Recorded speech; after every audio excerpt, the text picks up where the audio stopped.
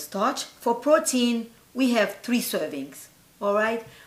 If you eat 3 ounces of meat for 1 ounce of meat for breakfast, 3 ounces of lunch, 3 ounces for dinner, that's your 7 ounces of protein. Most of us, we eat like 10, 15, 12 ounces for the day. So but it's only... The recommended amount would be 7 pounds of meat. Not 7 pounds. I mean 7 7 ounces. 7 ounces. Oh yes, gosh. 7 wow. ounces. I'll be fine in 2 days. A chicken leg. Let me just give you an example. A chicken leg with the bone, a decent chicken leg with the bone, is close to 3 ounces of meat. With the bone, it's close to 3 ounces of meat. So if you eat 2 slices of cheese, 3 slices of cheese for breakfast, that's your serving of protein for the morning.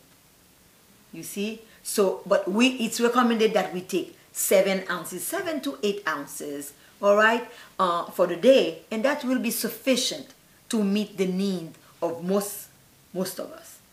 So in other words, if I go to the store and order half a chicken, so I have my serving for the day. Yes. Oh gosh. So when it comes in terms of people are watching their cholesterol, they are watching their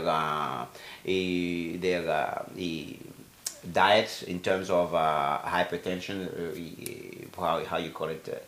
So that also should be taken into consideration. So yes. you have considered the factor of calories and the factor of proteins that we should be taking. Mm-hmm. I think that's a very interesting a point that you have made there. We'll be right back to continue that very interesting conversation with Mrs. Pierre. Now this is brought to you exclusively on the NickyNick New York Show. If you are 30 years of age or more and you want to have fun and get to know people that are on your level, Mature 30 Plus Elite Club is for you. Here you can network and get to know people from all over, have a great time, and maybe even find your match. You never know. Esto se presenta exclusivamente en el programa de NickyNick Nueva York. Si tú tienes 30 años de edad o más y quieres divertirte y conocer gente en tu nivel, Mature 30 Plus Elite Club es para ti. Aquí puedes comunicarte y conocer gente de todas partes, gozar y posiblemente encuentras tu pareja. Uno nunca sabe. Welcome back. This is the Nickynick New York Show. I am François Victor, sitting with Mrs. Arlone Pierre, a nutritionist. A very important segment we think that can be very beneficial for you. Arlone, you were elaborating. You were talking about like the way people should eat, the eating habit. So, can you elaborate for us? Yes, like as I said, for the purpose of this show, this first introduction to this program, I want to stress the importance of nutrition in our health, and that goes hand in hand with the way we eat, the habits.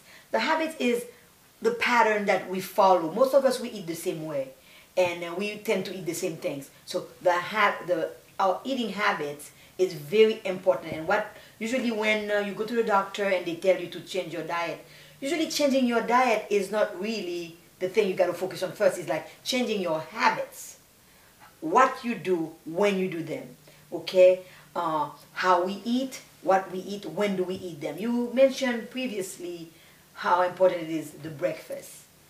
It is good to eat a breakfast in the morning. That's a habit. If you're someone who, before you go, you make sure that you eat your breakfast. It is a good habit.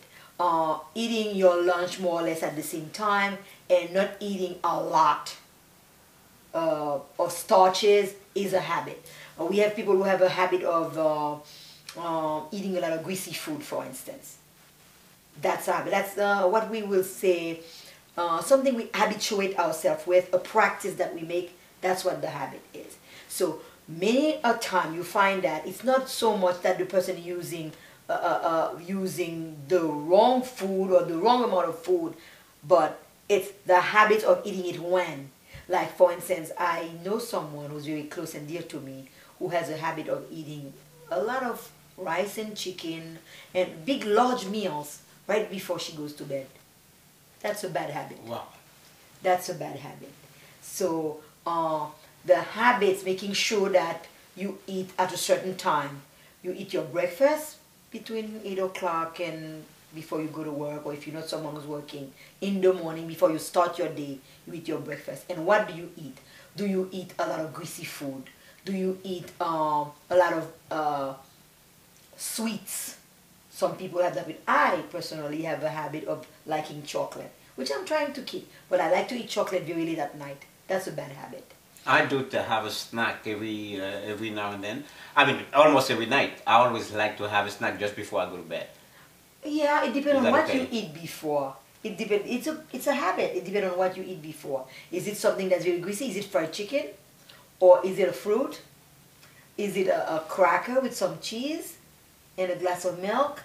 You know, skim milk, preferably low fat milk. So if you're counting calories, I don't think you need that. I don't think I need to count calories. You're a guy that I know for so long.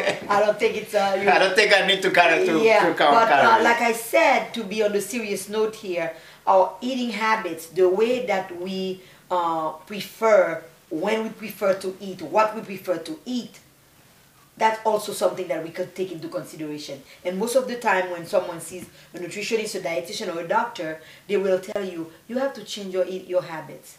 If you're somebody who eats a large amount of rice, you know, it's not so much the rice itself. People will say, oh no, I have to stop eating rice. No, but if you have a habit of eating a mountain of it, maybe 4 or 5 portions of it, because a portion of rice is really half a cup. In our culture, we don't even, we eat more than a cup per meal. So that's a habit, yes. Most of us eat more than a cup of rice per meal. If you give someone a half a cup of rice, they come to dinner and you serve them a half a cup of rice, they feel like you're being very cheap. You know, you're being very cheap with the food. And they want a mountain. You gotta load it. You gotta load it. That's a habit that we have that for most of us, we need to kick. We need to learn to portion sizes. We need to learn the right food. We also need to learn how we're cooking what we're cooking. All these are different learning steps that we can follow so that we can end up eating the product that we put in our mouth, that goes into our body, is not only healthier and better, and a lot of times tastier also, you know. But it takes quite some work and education to really categorize all the different types of food, because if you figure there is a cultural, there is a circumstantial the situation, whereas in the morning some people, you have the brown bag, what it is a cup of coffee, light and sweet, just I always actually say, just give me a cup of coffee, light and sweet like me, and a bagel. And you find a lot of people at the Dunkin' Donuts in the morning. Usually it's a bagel or a donuts with coffee, and sometimes a banana. So how do you see that? Okay, now you say there's nothing wrong with a cup of coffee, depending on the amount of cream or milk that you put in it, if you're following calories. There's nothing wrong with the bagel, which is the starch, the bread that we need. We do need it. That will give us our calories. There will be a problem with the amount of butter that we put on it. There will be a problem with the amount. I say amount. I didn't say the butter itself. Yeah. The butter is okay, but it's the amount that you put on it. Now you would say light butter. Okay, there will be a problem with if we put cream cheese on that bagel. How much cream cheese you put on that bagel? Only one thing with that meal, if you have a bagel of coffee, you will remember that. Remember I mentioned the word balance before? Mm-hmm. Each time we're eating our meal, it's good to balance it, having a little bit of each category of food. A starch, a protein, a fruit and vegetable. Alright? It's very, very good to balance it like that. So the only thing that is missing in that meal for you in the morning, well, I should say 2 things. You don't have that fruit or vegetable, and you didn't have a protein. which is okay. You can have that coffee and that bagel. Let's say you have it at 8 o'clock before you go, you start your day, and about 3 or 2 hours later, you have the banana. So you have the banana, which is the fruit. Okay, if you have it at the same time, you can sit down and have that complete meal. Okay, that would be good also. If you have that bagel with 2 slices of cheese, and then you have that cup of coffee with some milk in it, then you have a banana. Here you are.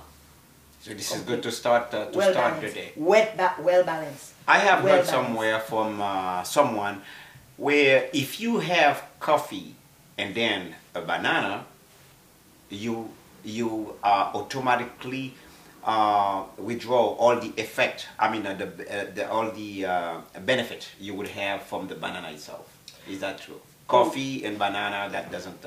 Well, I could research that for you. I never heard of that. They're probably thinking about the caffeine interfering with the potassium in banana. Banana is one of the food that is very high in potassium. Potassium, yes. And we do need that potassium, you know, and I won't go into the detail of muscles, and so we do need this potassium. I have to mention though, this is not really a really reliable source. Somebody was just talking like that, I figured out. Sometimes in cultures and people will throw things like that.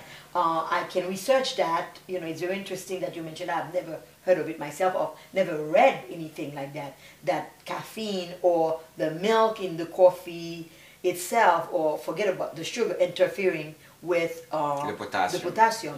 I've never heard of it, and that's interesting.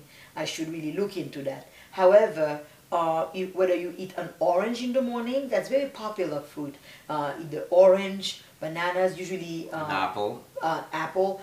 People will go with orange, bananas, melons. The melons, you have the honeydew, the cantaloupes, things like that are very high in potassium. And of course, the orange is very high in vitamin C. So people will eat that in the morning, and that's great. Like you said, the bagel with cheese, a cup of coffee, a banana or a slice of melon or an orange, well balanced to start the morning. So in other words, that gives you enough the energy that boosts your energy. It gives you the energy, it gives you the nutrients, you would say, what you need for your body to function, and not only calories, because you also mentioned that some people will say, will take a donut and coffee. That's not good at all. Not only the donut itself is loaded in fat because it's fried. The donut is very high in calories. It does give you some a little bit some starch, but it's basically calories. So you have a cup of coffee with a donut, it gives you a boost of calorie, and as I told you, our body needs that calorie for us to go on, and that caffeine gives you that push. But as far as very nutritive, it's not really nutritive.